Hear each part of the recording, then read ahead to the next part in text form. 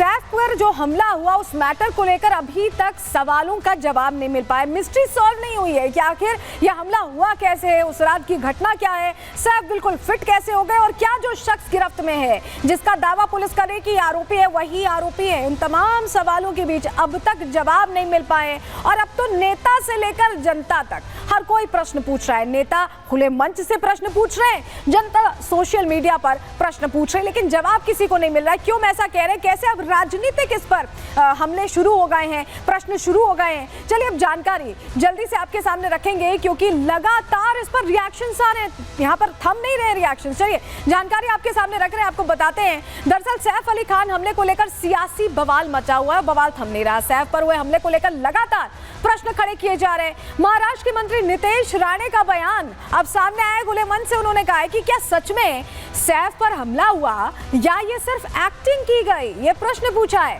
सैफ के अस्पताल से डिस्चार्ज होने पर भी उन्होंने हैरानी जाहिर की और ये कहा कि इतनी जल्दी फिट एंड फाइन कैसे हो गए। तो ये अपने आप में प्रश्न बने हुए हैं और नितेश राणे पहले ऐसे शख्स नहीं है जिन्होंने ये सवाल पूछा है। और भी चेहरे, संजय निरुपम के बारे में हमने कल आपको बताया था, लेकिन नितेश राणे ने अब क्या क्या चीजें पॉइंट की हैं, सुनिए जरा।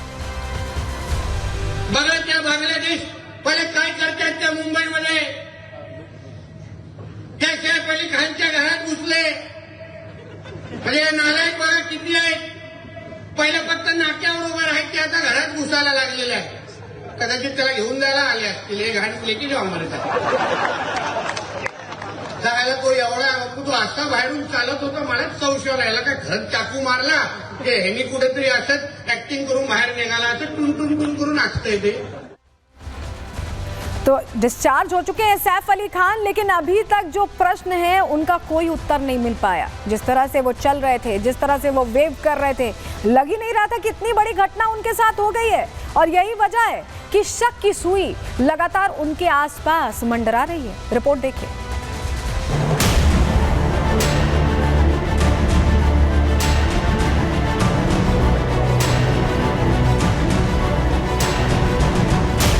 कोई व्यक्ति 4 दिन के अंदर ऐसा हंसते खेलते उछलते कूदते पहुंच जाता है, क्या यह संभव है?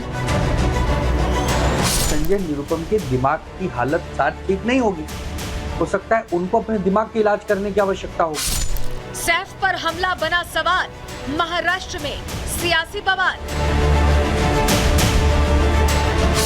अस्पताल से सैफ डिस्चार्ज, नेताओं की सियासत फुल चार्ज।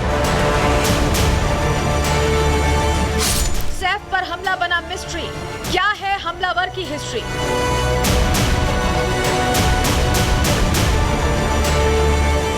सैफ पर हुए हमले को लेकर शुरू से ही सवाल उठ रहे हैं। लगातार हमले की मिस्ट्री गहराती जा रही है। पहले तो हमलावर को पकड़ने में हुई देरी के लिए मुंबई पुलिस और क्राइम ब्रांच पर सवाल उठे, फिर हमलावर पकड़ में आ गया तो हमलावर की पहचान पर सवाल उठे।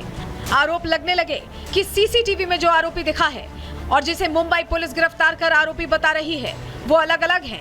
मामला आगे बढ़ा, 5 दिन बीते, सैफ अली खान डिस्चार्ज होकर घर पहुंचे तो एक बार फिर सियासी आरोपों की बहार आ गई। हैंड वेव करते हुए घर पहुंचे सैफ को लेकर सवाल उठने लगे। शंका जताई जाने लगी कि आखिर सैफ इतनी जल्दी फिट एंड फाइन कैसे हो गए। चाहे शिवसेना हो या फिर शिवसेना यूबीटी, दोनों पार्टियों के संजय ने खुलकर सवाल उठाया। मेडिकल चमत्कार है, चाकू कितना भी अंदर घुसा हुआ आदमी जिंदा है और अपने पैरों पर चलकर घर जा रहा है। ये हमारी लीलावती अस्पताल के डॉक्टरों की एक चमत्कार किया वो लोगों ने। सैफ अली खान के जब पर हमला हुआ कथित तौर पर, तो कहा गया कि भाई उनके पीठ में 2.5 इंच तक अंदर चाकू घुस गया था। वो लहूलुहान अवस्था में स्ट्रेचर पे आए थे। 6 घंटे का ऑपरेशन होता है और उसके बाद कोई व्यक्ति 4 दिन के अंदर ऐसा हंसते खेलते उछलते कूदते पहुंच जाता है, क्या यह संभव है?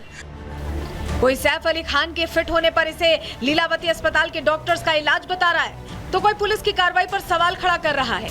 हालांकि शिवसेना यूबीटी के ही नेता आनंद दुबे संजय निरुपम के बयान को हास्यास्पद बता रहे हैं, दिमाग का इलाज करने की सलाह दे रहे हैं। लेकिन जो बयान संजय राउत ने दिया है, जिसमें वो इलाज को चमत्कार बता रहे हैं, उस पर चुप हैं।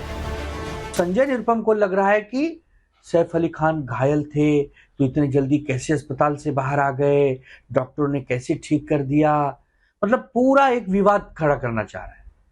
जबकि हमें लग रहा है कि संजय निरुपम के दिमाग की हालत शायद ठीक नहीं होगी, हो सकता है उनको अपने दिमाग के इलाज करने की आवश्यकता होगी। इधर शिवसेना की शाइना एनसी वारदात के बाद पुलिस के एक्शन को लेकर पीठ थपथपा रही हैं। जो नेता सवाल उठा रहे हैं उन पर पलटवार कर रही हैं।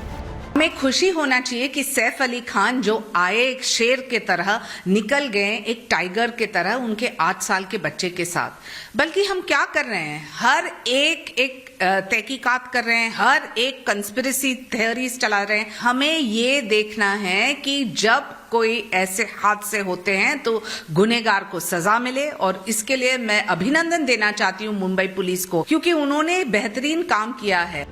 अब सवाल है कि आखिर क्यों सैफ पर हुए हमले को लेकर अलग अलग सवाल उठ रहे हैं, क्यों महाराष्ट्र में सियासी बवाल जारी है और कब तक इस पूरी वारदात का सच सामने आएगा।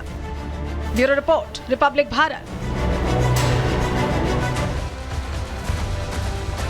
और चलिए अब बयानों और सच्चाई का फर्क जरा आपको बता देते हैं। मेड का बयान क्या था कि सैफ को हॉस्पिटल उनका बेटा इब्राहिम लेकर गया। डॉक्टर का क्या बयान था कि सैफ के साथ तैमूर आए थे, सिर्फ तैमूर, 7 से 8 साल का उनका बेटा जो है।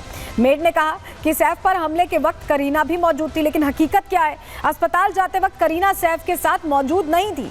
वहीं मेड ने कहा कि घर में 6 हाउस हेल्प मौजूद थे, लेकिन हमले के बाद क्या हुआ, आसानी से हमलावर भाग निकला। फैक्ट ये, सच्चाई ये। डॉक्टर का ये बयान सामने आया कि 6 बार हमला हुआ, 2 गहरे घाव थे, 6 घंटे तक ऑपरेशन चला, सर्जरी चली।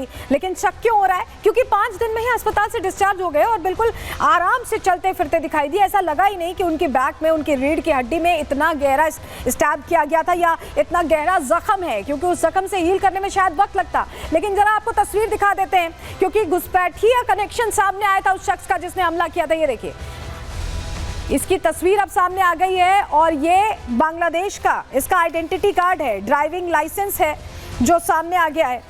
अब जांच हो रही है, हालांकि इसमें भी मिसमैच की बात कही जा रही है। तो सैफ अली खान की घटना से अभी पूरा बॉलीवुड उभरा भी नहीं था कि, लेकिन सितारों की धमकी का एक नया ट्रेंड शुरू हो गया है। अब ईमेल से जान से मारने की धमकी दी जा रही है। हुआ क्या है अब बताने जा रहे हैं आपको।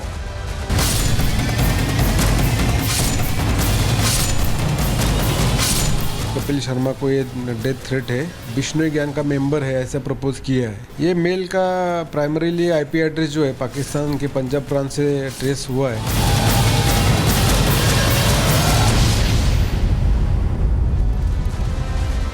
चलिए पूरी खबर आपको बता देते हैं हुआ क्या है। कॉमेडियन कपिल शर्मा, जिनको आप जानते हैं, उन्हें जान से मारने की धमकी मिली है। फेमस कॉमेडियन है। इसके अलावा एक्टर राजपाल यादव, अभी हाल ही में उन्होंने आपने भूल भुलैया में उन्हें देखा। रेमो डिसूजा फेमस कोरियोग्राफर है। सुगंधा मिश्रा भी कॉमेडी एक्ट्स करती हैं। इनको धमकियां मिली हैं। ईमेल भेजने वाले ने गतिविधियों पर नजर रखने की बात कही है, यानी कहा कि हमारी पूरी नजर है, और बताया जा रहा है कि पाकिस्तान से ईमेल भेजा गया है जिसमें धमकी भरा मैसेज जो है। राजपाल यादव और सुगंधा मिश्रा ने FIR इस मामले में दर्ज करा दी है, क्योंकि ये थ्रेट मेल जो आया है इसका कनेक्शन पाकिस्तान से बताया जा रहा है। लेकिन